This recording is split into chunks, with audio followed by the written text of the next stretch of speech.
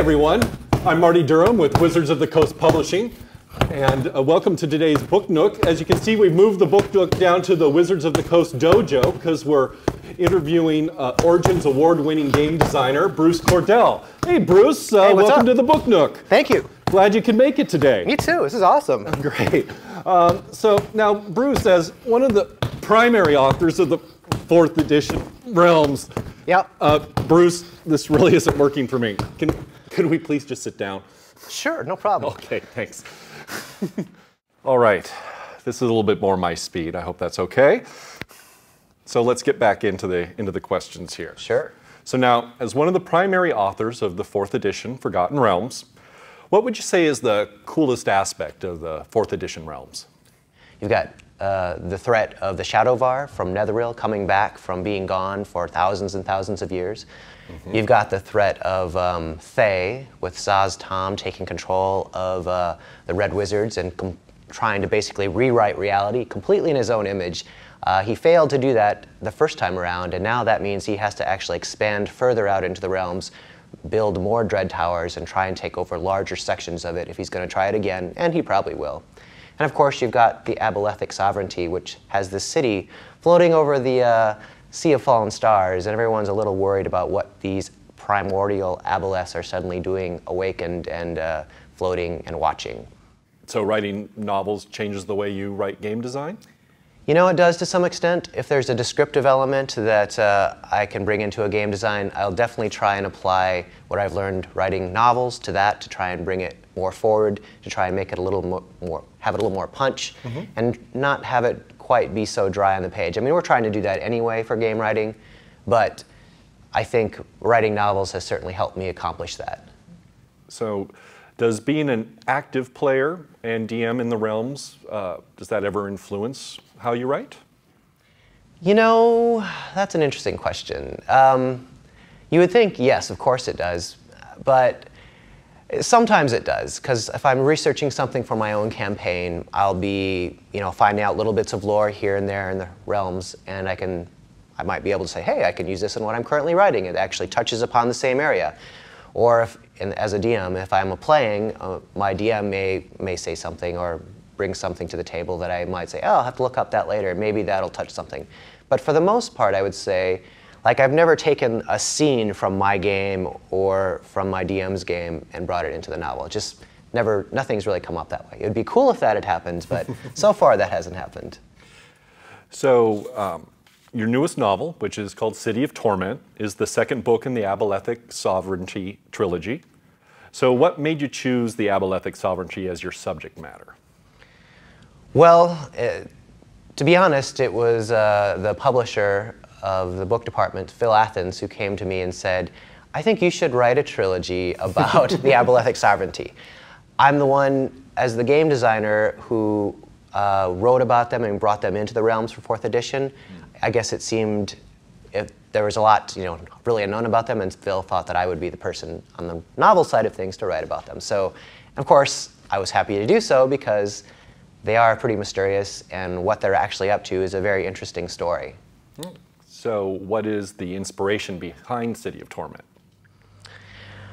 City of Torment, like you said, is the second book in the series. The inspiration that actually drove its energy, which it gained, actually didn't occur to me really until the final days of me writing the first draft of Plague of Spells. It was actually the very last day as I was finishing up that book that occurred to me how I could switch things up slightly and suddenly bring a lot of tension into the beginning of City of Torment. And because we're going to assume that people have maybe read Plague of Spells, do you think I should give away the ending of Plague of Spells to set this up or not? Maybe I shouldn't. Anyway, something that happens at the end of Plague of Spells really makes makes 2 or 3 different characters suddenly take a completely, 3 different characters take a completely different course than they would have otherwise. It sets them up really nicely for visiting the City of Torment in the second novel, and brings a lot of tension, and even in their interactions between the characters. So now your main character is a monk? One of my main characters is a monk, Raiden Kane, that's correct. So what made you choose a monk? Well, I I've always liked the idea of hand-to-hand combatants and martial arts and stuff like that. I actually train in mixed martial arts. I take jiu-jitsu and Muay Thai kickboxing and Jeet Kune Do. And one of the reasons I actually take those classes, not only because it keeps me in good shape, but because it actually completely informs my writing. When I write about a fight scene, I can actually be pretty confident that I understand what's happening. I understand if someone does a certain thing to someone's hand and grabs them and moves them in a certain direction, I kind of know what's going to happen. So now your novel, Dark Vision, had a character from your book, Lady of Poison. That's right. And then Stardeep had a character from Dark Vision. And now Abelethic Sovereignty has a character from Stardeep. That's true. So I'm sensing a pattern here. Yes, there's a continuity there. So who's going to show up in your next series? I think I actually do have a book on the horizon after this trilogy concludes. I don't know if I'm going to be able to grab one of these characters because it's kind of taking place far afield. However, that said, I did write a short story that's taking place in this area. That short story will be out in The Realms of the Dead, coming out in January? Okay. So I'm thinking that character, she might be able to make an appearance. So I can continue that sort of continuity, at least from the short story to this novel I'll be writing. So do you enjoy that your novels have this kind of common thread of characters? Yeah, I do that completely on purpose. I like there to be, for someone who hasn't picked up any of those previous novels, they won't know or care that maybe these characters had some previous history, but for someone who has read those, they will be satisfied, and hopefully, they'll like this character enough to see that character kind of come to the fore and kind of become one of the more main characters. Usually it turns out that kind of a secondary character, not a side character, but a secondary supporting cast character will then make the transition to the new book, because as I'm writing the first book where they're a supporting character, I'll find, wow, this person's actually very interesting. And so it kind of becomes a really easy way to bring forward. And usually there's 3, 4, 5 characters. And if the next novel comes along and one of those characters' circumstances lend themselves to one of those characters, I'm like, perfect. I mean, I already have this character thought about. This character's already appeared in books, already has a background. So it kind of adds to the verisimilitude. Did I pronounce that correctly? to the setting. So I enjoy that a lot. So now, can you give us any hints about what we have to look forward in the final book of this series, Key of Stars?